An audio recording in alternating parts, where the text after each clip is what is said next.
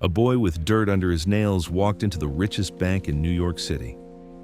"I just want to check my balance," he said quietly. The millionaire banker in the red suit threw his head back and laughed. But when the numbers appeared on the screen, his laughter died in his throat, and he never smiled the same way again.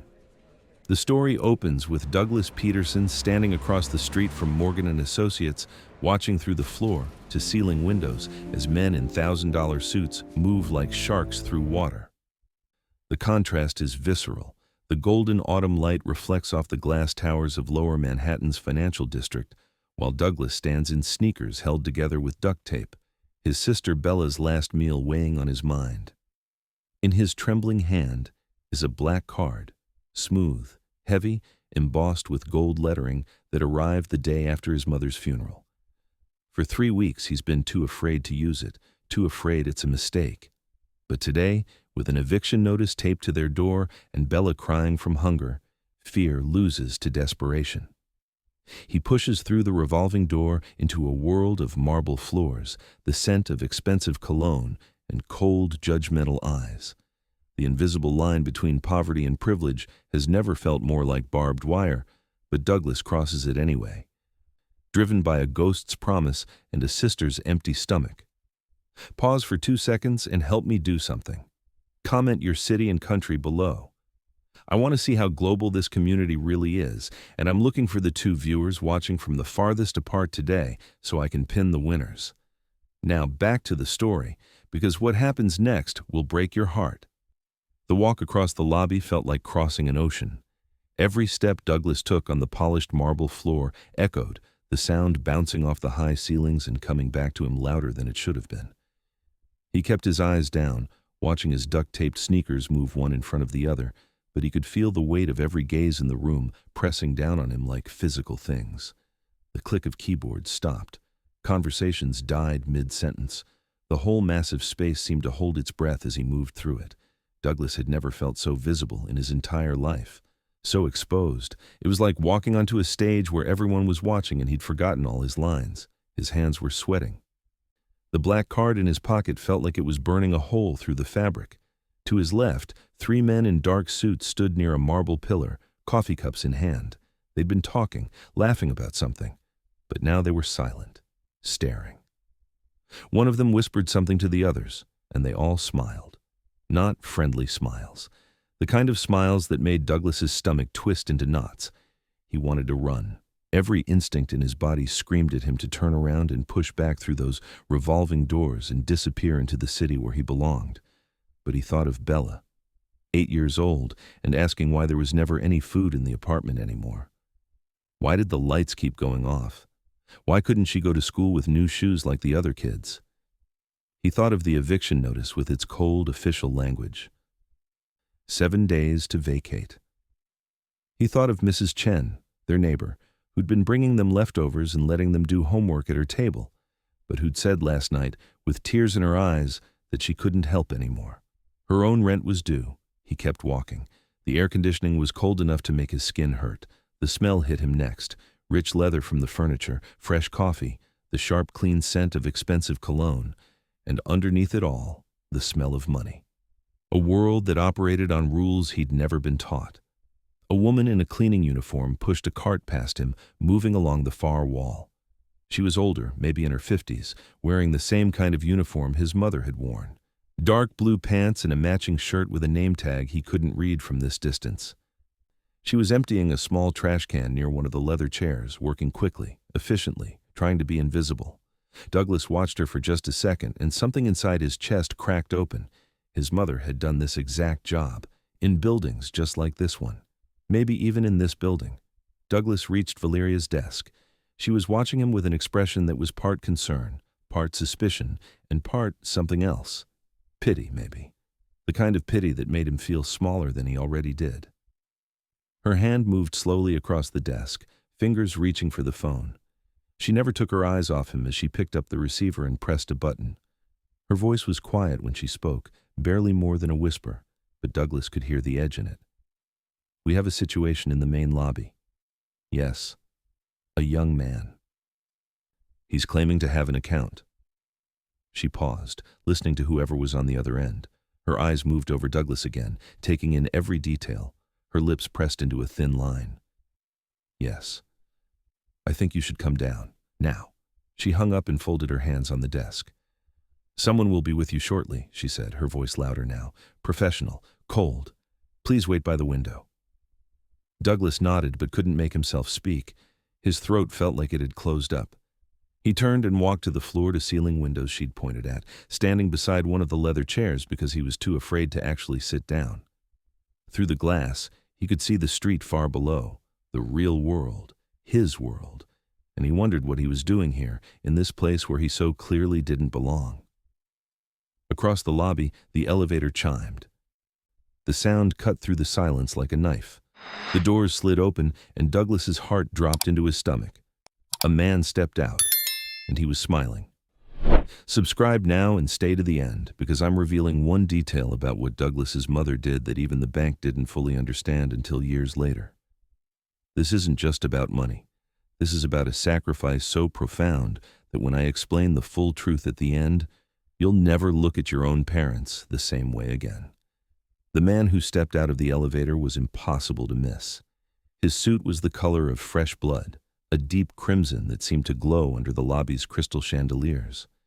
It was perfectly tailored, hugging his frame in a way that screamed money, real money, the kind that wasn't just earned but inherited, multiplied, turned into power. His shoes were polished to a mirror shine, reflecting the marble floor beneath them with every step, and on his wrist, catching the light with each small movement, was a watch that Douglas recognized from the magazines at the corner store. Harrison Williams.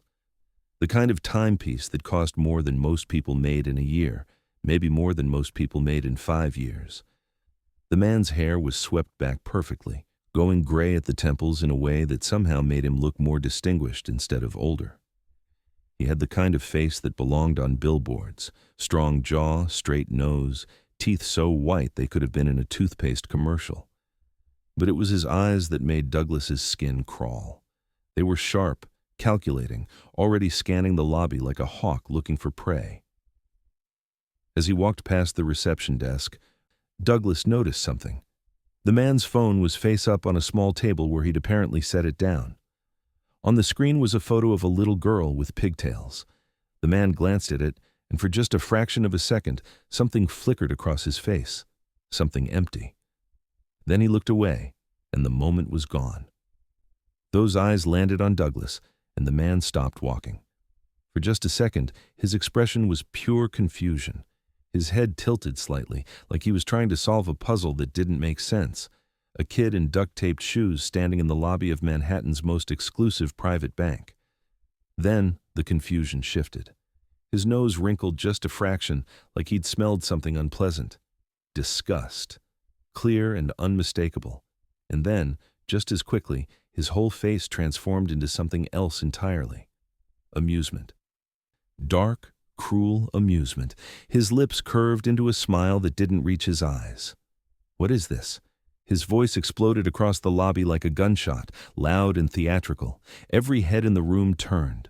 Did someone's charity case wander off the street? Did we start doing community outreach and nobody told me? Laughter rippled through the lobby. Not loud, not obvious, but there. The quiet chuckles of people who knew they were supposed to laugh when this man made a joke. Douglas's face burned. He could feel the heat spreading from his cheeks down his neck, his hands clenched into fists at his sides. The man in the red suit started walking toward him, and it wasn't the walk of someone crossing a room. It was the walk of a predator circling wounded prey. Slow, deliberate, confidence. Each step was calculated to make Douglas feel smaller. To make him understand exactly how far below this man he was on the social ladder. I just closed a $12 million deal this morning, the man said, loud enough for everyone to hear. He stopped a few feet away from Douglas and made a show of looking at his watch, holding his wrist up to the light so Harrison Williams caught the glow from above. $12 million before breakfast. Do you even know what $12 million looks like, kid? Douglas's mouth was dry. He wanted to speak, to defend himself, to say something, anything, but the words were stuck in his throat. This man's presence was suffocating. He radiated power and wealth and the absolute certainty that he was better than everyone else in the room, especially better than a dirty kid in torn sneakers. The man's smile widened. He looked Douglas up and down, taking in every detail. The stained shirt, the too short jeans, the duct tape holding his shoes together, the smudge of dirt on his face, and his expression said everything. You don't belong here. You're nothing. You're less than nothing. Let me guess, the man said, his voice dripping with mock sweetness. He held out his hand toward Douglas, palm up, like he was talking to a small child. You're here to open a savings account with your lemonade stand money? Did you bring your piggy bank? Maybe a jar full of pennies? More laughter from the lobby, louder this time. People weren't even trying to hide it anymore. Douglas felt like he was drowning, like the walls were closing in, like every eye in the building was boring into him, stripping away whatever dignity he had left. The man in the red suit leaned in closer, and Douglas could smell his cologne. Expensive, overpowering. Nothing like what his mother used to wear, the cheap body spray from the dollar store that she'd put on before going to work, because she wanted to smell nice even if nobody noticed. So, the man said, his voice quieter now, but somehow even more menacing. What can Morgan and Associates do for you today? Douglas's hand moved to his pocket. His fingers found the black card. And something inside him, something buried under all the fear and shame and humiliation, pushed back. I have an account, Douglas said. His voice shook, but he got the words out. I need to check my balance. The man in the red suit's smile froze for just a fraction of a second. Then it came back even bigger than before. Oh, this is going to be good. Douglas's hand trembled as he pulled the card from his pocket. The smooth black surface caught the light from the chandeliers above, and for just a moment, the lobby seemed to go even quieter than it already was. He held it out, arm extended, trying to keep his hand steady, trying to look like he had every right to be here, like he belonged. The man in the red suit stopped mid-laugh. His eyes locked onto the card, and something shifted in his expression. The smile didn't disappear, but it changed, became uncertain, confused. Because the card didn't look fake. It didn't look like something a kid would have made in his basement or bought off the internet. It looked real, premium. The kind of card that came in a leather box with a personal letter from the bank president. The black surface was flawless, not a scratch or mark on it. The gold lettering raised just enough to catch the light. Douglas Peterson. And beneath that, in smaller letters, Morgan and Associates Private Banking. Trust Beneficiary. It was heavy too, heavier than a normal credit card, made of metal instead of plastic. The kind of card you only got if you had serious money. The kind reserved for clients with 8-figure portfolios and offshore accounts.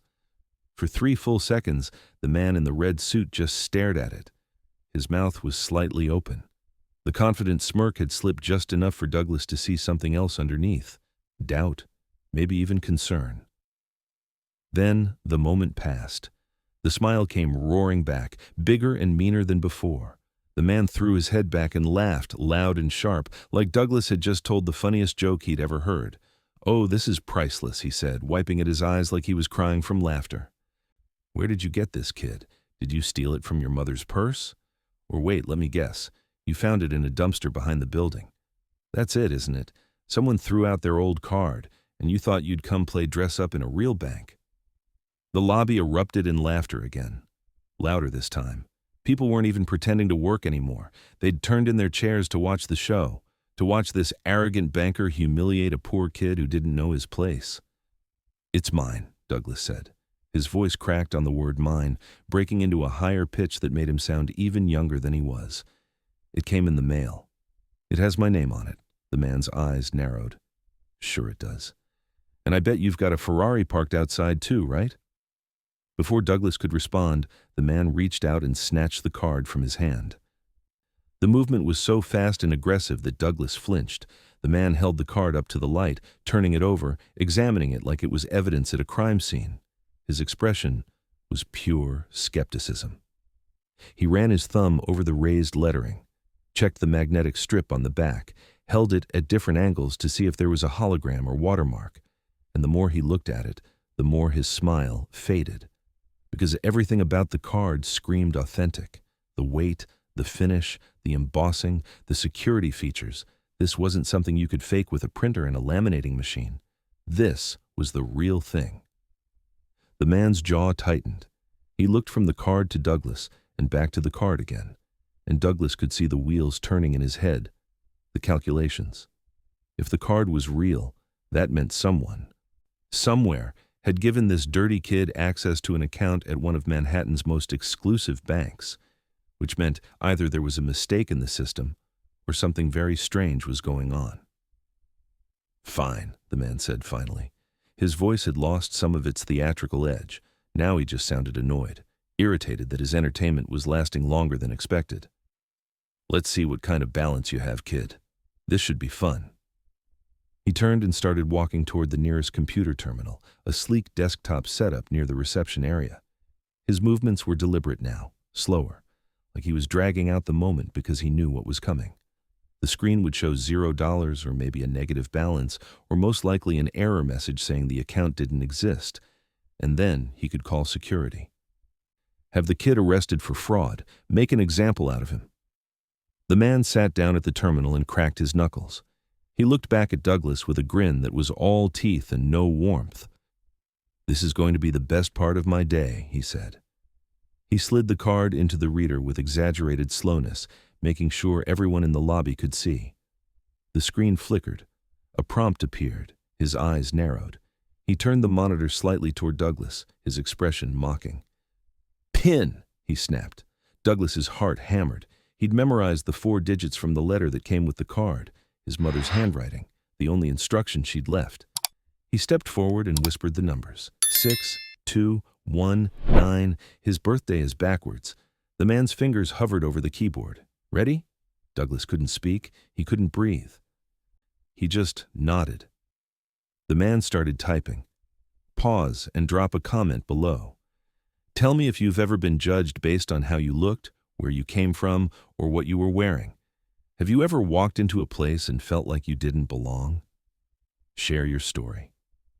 The keys clicked under Christopher Woods' fingers. Each tap echoed in the silent lobby like a drumbeat. Douglas watched the man's hands move across the keyboard, entering commands, pulling up account information. The computer screen glowed blue, then shifted to a loading screen with a spinning circle. Christopher leaned back in his chair, arms crossed, that smug smile still plastered across his face. He glanced over his shoulder at the small crowd that had gathered, other bankers, assistants, even a few clients who'd stopped whatever they were doing to watch the show. 10 seconds passed. The circle kept spinning. Christopher's smile didn't waver. He was enjoying this, drawing it out, making sure everyone saw the moment when the error message appeared, when the system said account not found or invalid credentials or whatever message would prove this dirty kid was a liar and a thief. The screen changed. The blue disappeared, replaced by black. Then, green text started appearing, line by line, account details loading onto the screen like dominoes falling in slow motion. Christopher turned back to face the monitor, his smile still firmly in place. His eyes scanned the first few lines. Account holder name, Douglas Peterson. Account type, private trust fund. Status, active. His smile flickered, just for a second, like a light bulb about to burn out. Then, the balance line loaded. Douglas saw it from where he stood. He couldn't read the words, couldn't make out the details, but he could see the numbers. Bright green against the black background. Big numbers, numbers with commas, more commas than he'd expected, more commas than made sense. Christopher's fingers, which had been resting casually on the desk, suddenly went rigid. His whole body went still, not the stillness of someone relaxing, but the stillness of someone who'd just been flash frozen. His eyes were locked on the screen, unblinking, like if he looked away the numbers might change. The smile slid off his face like melting wax. His mouth opened slightly. Closed. Opened again. No sound came out. The number on the screen read $63,700,000. $63,700,000. The commas seemed to multiply the longer Douglas looked at them. The number was so big it didn't look real. It looked like something from a movie, like a special effect, like the kind of number that couldn't possibly exist in an actual bank account belonging to an actual person. especially not belonging to a 13-year-old kid in duct-taped sneakers. Christopher blinked. His hand moved to the mouse, trembling slightly. He clicked something. The screen refreshed, went blue for a second, then came back. The same account. The same name. The same impossible number in bright green. $63,700,000. He refreshed it again. And again. Like if he just kept clicking, eventually the real number would appear. The number that made sense. Maybe $100, maybe 1,000, maybe nothing at all. But the number didn't change. It sat there on the screen, solid and undeniable, mocking him with every comma. Christopher's face went through a transformation that would have been funny if Douglas hadn't been so terrified.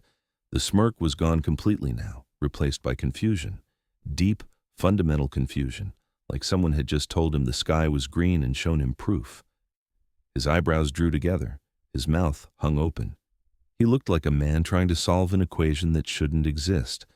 Then confusion shifted to shock. His eyes went wide. It's actually wide. The kind of wide you couldn't fake. His skin, which had been a healthy tan from what was probably a recent vacation somewhere expensive, went pale. Not just pale, gray, like all the blood had drained out of his face and pooled somewhere around his feet. He made a sound. Not a word, just a sound. A small, choked gasp that came from somewhere deep in his throat. The lobby was silent. Everyone was watching Christopher now instead of Douglas, watching this confident, powerful man in his crimson suit stare at a computer screen like it had just told him the world was ending. One of the other bankers took a step closer, trying to see what was on the screen. Christopher's hand shot out and blocked the view, his palm flat against the monitor. "This," he said. His voice came out strangled, broken. "This is a glitch. This has to be a mistake." But his hand was shaking, and his eyes kept darting back to the number, and Douglas knew, somewhere deep in his chest, that it wasn't a mistake at all. If you love your mom, subscribe right now, because at the end of this video, I'm revealing the one thing about Olive Peterson's plan that almost nobody understands. There's a reason she chose this specific insurance policy, and when I show you the hidden strategy behind it, you'll realize this woman was an absolute genius. Christopher Wood stared at the screen for another 5 seconds, his face cycling through shades of pale that didn't seem natural on a living person. Then, something inside him snapped. Douglas could see it happen, could see the exact moment when the shock transformed into something else, something uglier. The man's jaw clenched, his hands balled into fists on the desk, and when he turned to look at Douglas again, his eyes were full of fire. "Where did you get this card?" The words came out sharp and fast, like bullets. Christopher stood up so quickly his chair rolled backward and hit the wall behind him. "Who are you working with?" "What?" Douglas took a step back. The sudden aggression caught him off guard. "I told you, it came in the mail. It's mine." Bullshit. Christopher moved around the desk, and now he wasn't circling like a predator anymore. Now he was advancing like something cornered and dangerous. Nobody just gets $63 million in the mail. His voice was getting louder with each word. "Where did this money come from? Who opened this account?" "I don't know," Douglas said. His own voice was shaking now, but not from fear, from something else, something that was building in his chest like pressure in a bottle. "I don't know. The card just showed up after my mom died." Christopher's eyes narrowed to slits. "After your mother died." He said the words slowly, like he was tasting them, like they proved something. "Where did your mother work? What did she do?" "She cleaned offices," Douglas said, "and hospitals, and she did catering on weekends and babysat when she could. She worked 4 jobs to take care of me and my sister. 4 jobs." Christopher's laugh was sharp and mean, and somehow, working 4 cleaning jobs, she managed to squirrel away $63 million? He took another step forward. "Do you think I'm stupid, kid? Do you think anyone here is stupid?" The other bankers had moved closer now, forming a loose circle, all of them watching, all of them waiting to see what would happen next. Douglas could feel their eyes on him, could feel the judgment, the assumption, the same assumption Christopher was making. Your mother laundered money. Christopher's voice rang through the lobby. "That's what this is. She was working for someone. Drug dealers, maybe. The mob, someone who needed cash cleaned and she was their mule. That's the only way this makes sense. Something inside Douglas exploded. Don't you dare talk about my mom like that. The words ripped out of him, louder than he'd ever spoken in his life. Loud enough to echo off the marble walls, loud enough to make Christopher actually stop moving. Douglas's hands were shaking, his whole body was shaking, but not from fear anymore, from rage, pure, white, hot rage. She was a good person. Christopher opened his mouth to respond, but Douglas didn't let him. She worked harder than you ever will. Douglas's voice cracked, but he kept going. She worked 16-hour days. She never took a sick day. She never complained. She came home with her hands bleeding from scrubbing your floors and your toilets and your trash, and she smiled and made us dinner and helped us with our homework like she wasn't exhausted, like she wasn't dying. The lobby was silent now, completely silent. Even Christopher had gone still. She never stole anything. Douglas's eyes were burning. Tears were threatening to spill over, but he wouldn't let them. Not here, not in front of these people. She never did drugs. She never hurt anyone. She was the best person I ever knew, and you don't get to stand there in your expensive suit with your stupid watch and say things about her. You don't get to do that. His chest was heaving. His fists were clenched so tight his nails were digging into his palms, and he didn't care that he was yelling at a man 3 times his age in the middle of a bank. He didn't care that security was probably on their way. He didn't care about anything except making sure everyone in this building knew that his mother had been worth more than all of them combined. Christopher's face had gone from angry to something else, something uncomfortable. He opened his mouth, closed it, looked around at the watching crowd like he was suddenly aware of how this looked, how he looked. A grown man in a $1,000 suit accusing a dead woman of being a criminal while her son stood there defending her honor. Christopher started. Christopher, that's enough. The voice came from behind them, calm, steady, carrying the kind of authority that didn't need to shout to be heard. Everyone in the lobby turned. An older man was walking toward them from the elevator, silver hair, kind eyes, and a presence that made even Christopher Woods take a step back. The man who walked toward them moved with the kind of quiet confidence that came from decades of experience. He wasn't rushing, wasn't running, just walking at a steady pace that somehow commanded more attention than Christopher's theatrical gestures ever could. He was in his 60s, maybe older, with silver hair combed neatly back and a face lined with the kind of wrinkles that came from smiling more than frowning. His suit was expensive but understated, navy blue, classic, the kind that didn't need to scream for attention because the person wearing it already had all the respect he needed. Luke Campbell had worked at Morgan & Associates for 40 years. He'd started as a junior associate fresh out of college and had worked his way up to senior account manager through patience, integrity, and a genuine care for the people whose money he protected. Everyone in the building knew him, everyone respected him, and when he spoke, people listened. Step away from the boy, Christopher. It wasn't a request. It was a command, delivered in a voice that was calm but carried the weight of 4 decades of authority. Christopher turned, his face still flushed with anger and confusion, and opened his mouth to argue. Then he saw who was speaking, and his mouth snapped shut. "Luke," Christopher said, and suddenly his voice had lost its edge. He sounded almost defensive, nervous. "But look at this." He gestured wildly at the computer screen. "Look at the account balance. This kid walks in here with a black card, and there's $63 million in an account under his name. It's fraud. It has to be fraud, or money laundering, or something. This doesn't make any sense."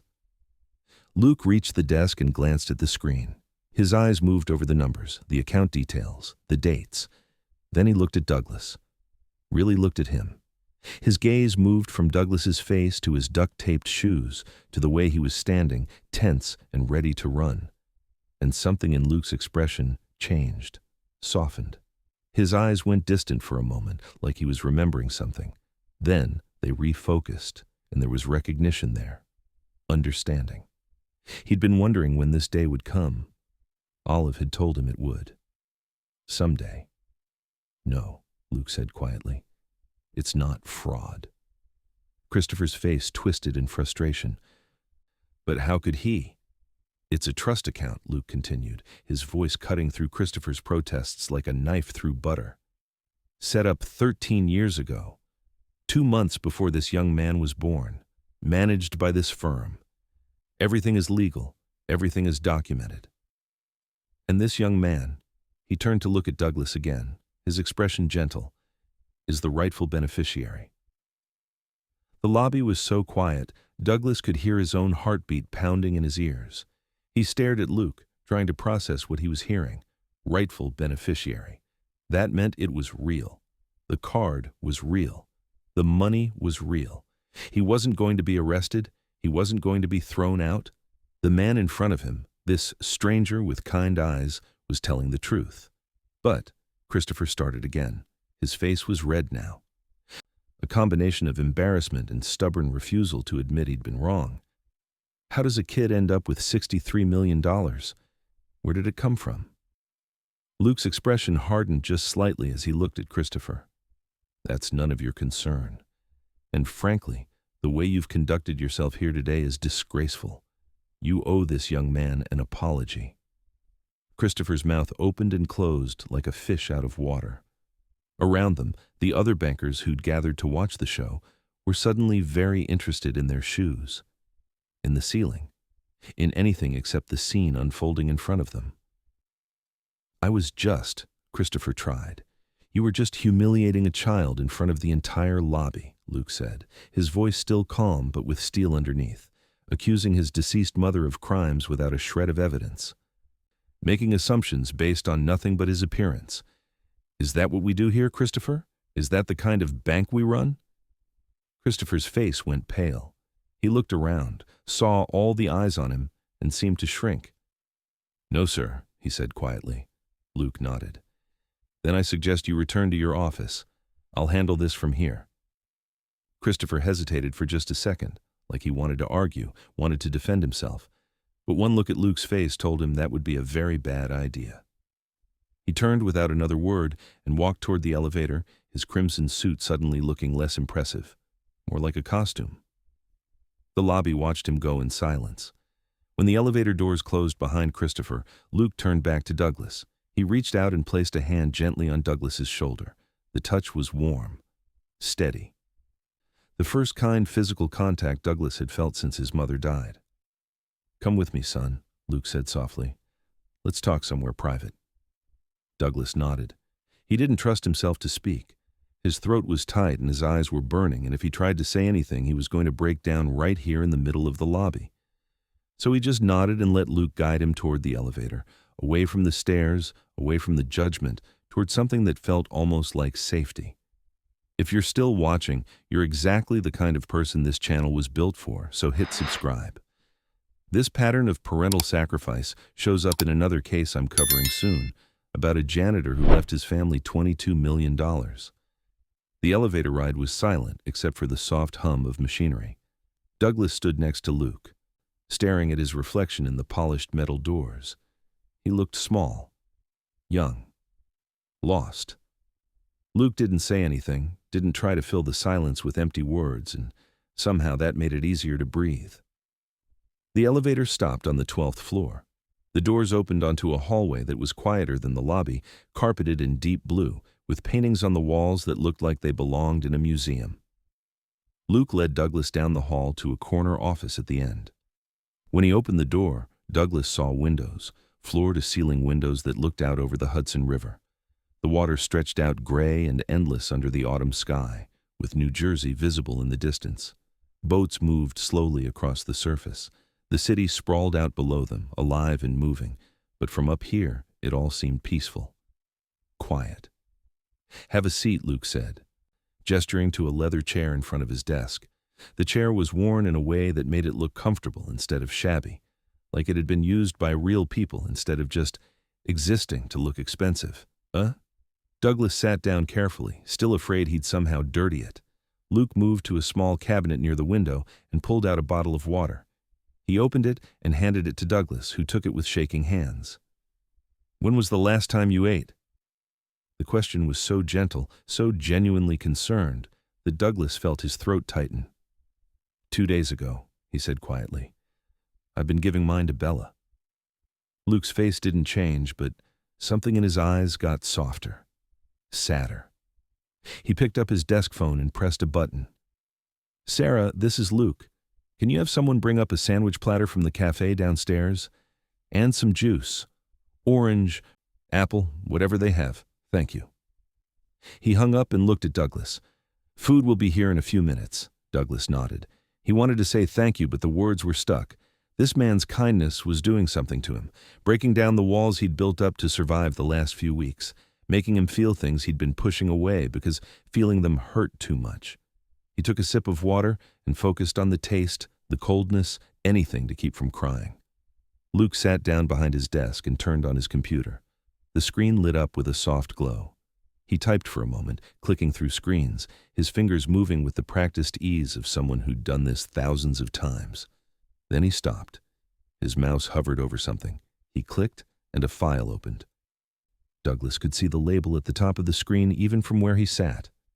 Peterson, Olive. Account number 47829, his mother's name. Seeing it there, in official letters on a bank computer, made her feel real again for a moment, made her feel close, like maybe she wasn't really gone, like maybe this was all part of some plan she'd set in motion and he just hadn't understood it yet. Luke scrolled through the file, reading. His expression was focused, but not cold, not the way Christopher had looked at the screen downstairs. This was different. This was someone looking at a person's life, not just numbers. After a minute, he looked up at Douglas. Your mother was a remarkable woman, he said. You knew her? Douglas's voice came out small. I did. Luke leaned back in his chair. She cleaned this building, my office. Every night for almost 10 years.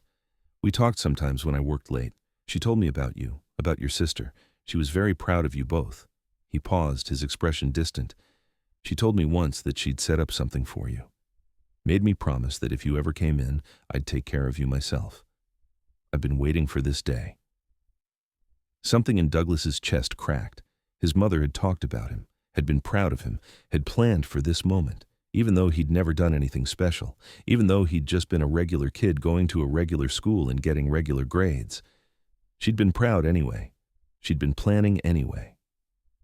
Luke reached for his mouse again and clicked something. The printer on the credenza behind him hummed to life. A single sheet of paper emerged, crisp and white. Luke took it and slid it across the desk to Douglas. Your mother opened this account 13 years ago, he said, 2 months before you were born. Douglas looked down at the paper, and his world shifted again. The document was a bank statement, account summary, but at the bottom there was a note in the system, beneficiary letter on file, to be shared upon first account access. Luke clicked something else on his computer, and another page started printing. Your mother left instructions, Luke said. She wanted you to understand where this money came from, why she did what she did. He paused, and Douglas saw something in the older man's face. Pain. Old pain, mixed with respect. She left a letter. The printer finished. Luke took the page and held it for a moment like he was preparing himself. Then he began to read. My dearest Douglas and Bella. The words were typed, but Douglas could hear his mother's voice saying them, that soft, tired voice that used to read him bedtime stories even when she could barely keep her eyes open. If you're reading this, it means I'm gone, and it means you found the card. I'm so sorry I couldn't explain this to you in person. I'm sorry I couldn't stay. Luke paused, glanced at Douglas to make sure he was okay to continue. Douglas nodded, even though he wasn't sure he was. I want you to understand something, Luke continued. The money in this account didn't come from luck. It didn't come from crime. It came from love. And it came from a choice I made the day I found out I was pregnant with you, Douglas. Douglas's hands gripped the arms of the chair. I worked 4 jobs, the letter said. I cleaned offices at night, including Morgan and Associates, where I met Mr. Campbell, who's probably reading this to you now. I worked overnight shifts at the hospital on weekends. I did catering for parties and events whenever I could. And I babysat during the day when I wasn't sleeping. I worked every hour I could, not just to pay our rent and buy our food, but to pay for something else, something that would protect you after I was gone, Luke's voice was steady, but Douglas could see his hand shaking slightly as he held the paper. 13 years ago, a woman I worked with at the hospital told me about a life insurance policy. It was part of the hospital's employee benefits program, but there was a supplemental option. A high-value policy with affordable premiums if you locked it in young and healthy. You paid small amounts over time, and when you died, your beneficiaries got a large payout. Very large. The policy I chose required me to pay around $500 a month for as long as I kept it active. And if I kept paying, when I died, you would get $35 million. Douglas's breath caught in his throat. 35 million. That was almost, but the account had 63. Luke seemed to read his mind. The policy paid out when your mother passed, he explained, looking up from the letter. $35 million. That money was placed in this trust account and invested conservatively. Over 13 years with compound interest, it grew to the amount you saw today, $63.7 million. He paused. The card you have allows you to view the balance, but as a minor, you cannot make withdrawals until you're 18. I'm listed as the trustee. I can authorize distributions for your health, education, and maintenance, which means, starting today, you and your sister will never go hungry again. Douglas couldn't speak, couldn't move. Luke went back to the letter. I know what you're thinking, the letter continued. How did I pay $500 a month on a cleaning woman's salary? The truth is, I sacrificed everything. I stopped buying new clothes. I wore the same 3 outfits for years. I stopped eating lunch, then breakfast. Most days I ate one meal, usually whatever you and Bella left on your plates because I couldn't stand to see food wasted. I never went to the doctor even when I was sick. I never took a day off. I never bought myself anything. Every single dollar I earned beyond our basic needs went into that policy.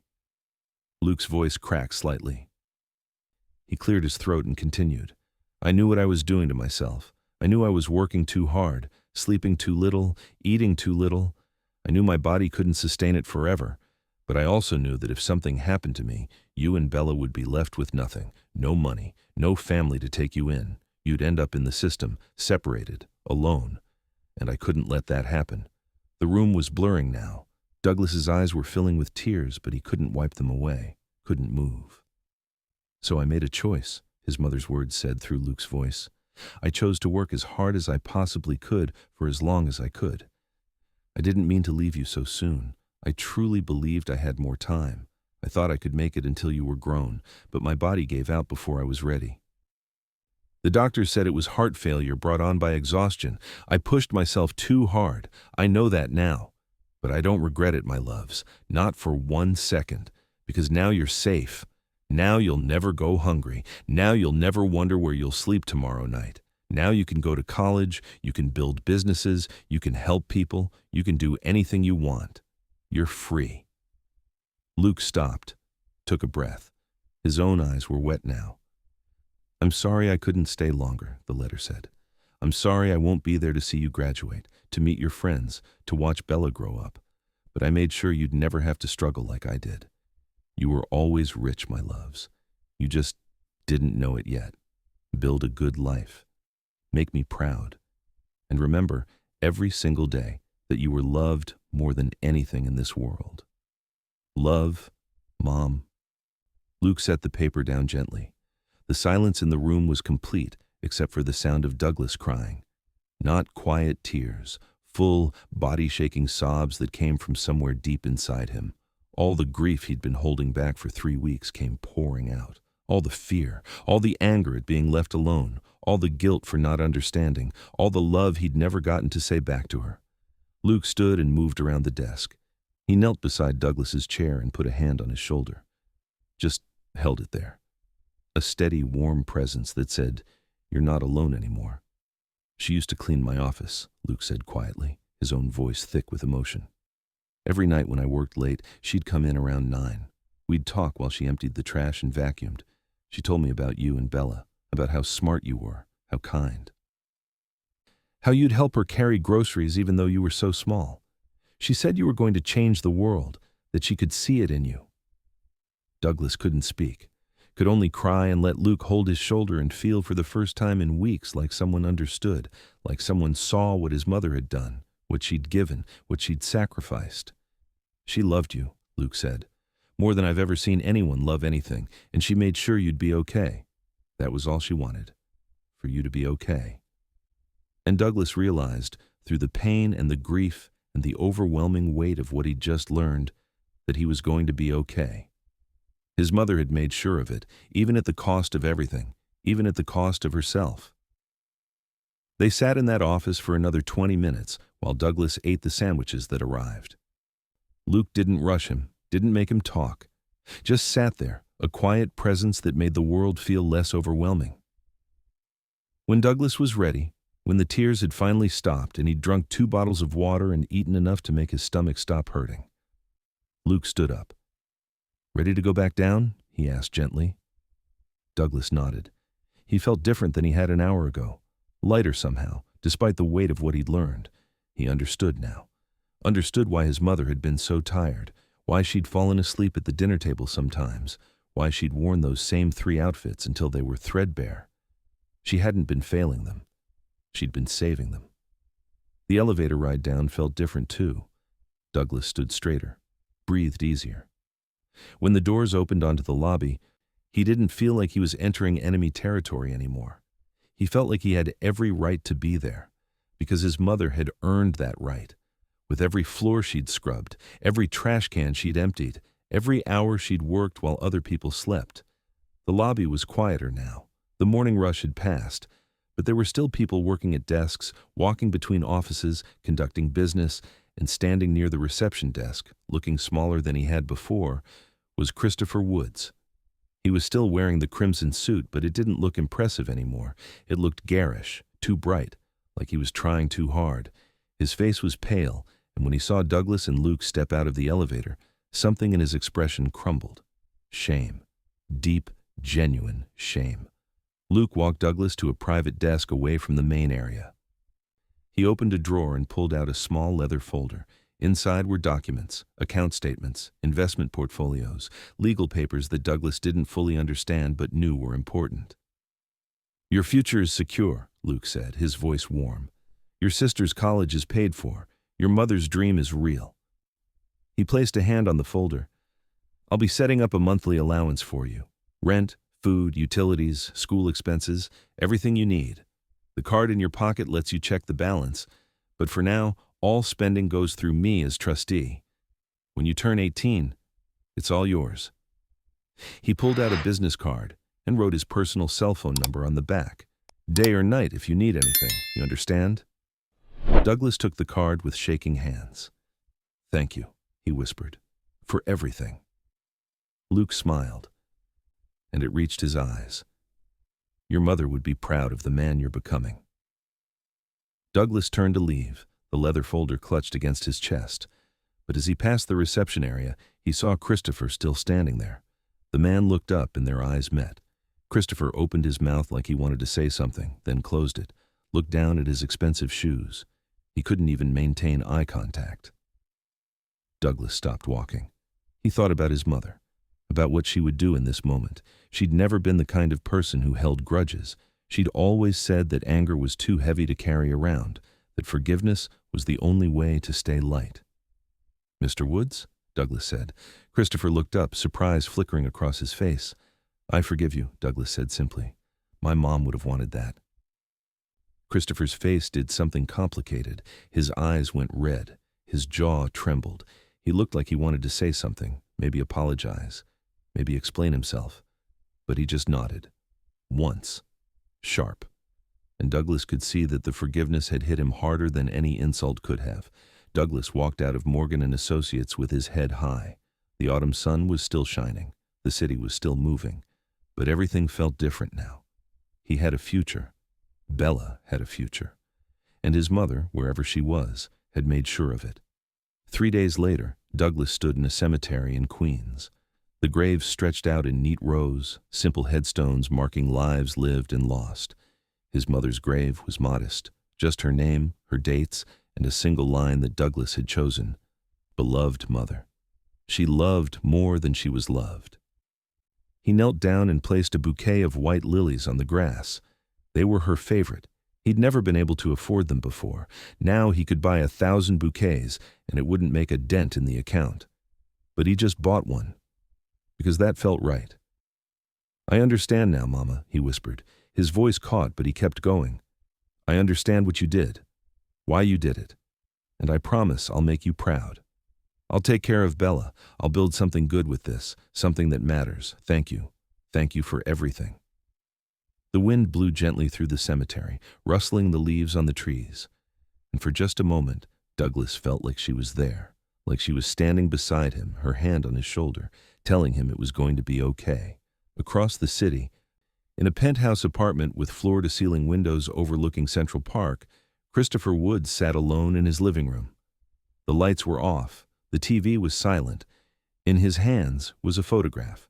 A little girl, maybe 6 years old, with pigtails and a gap-toothed smile. His daughter. He hadn't seen her in 3 years, hadn't called in 6 months. Work had been too important. Deals had been too important. Money had been too important.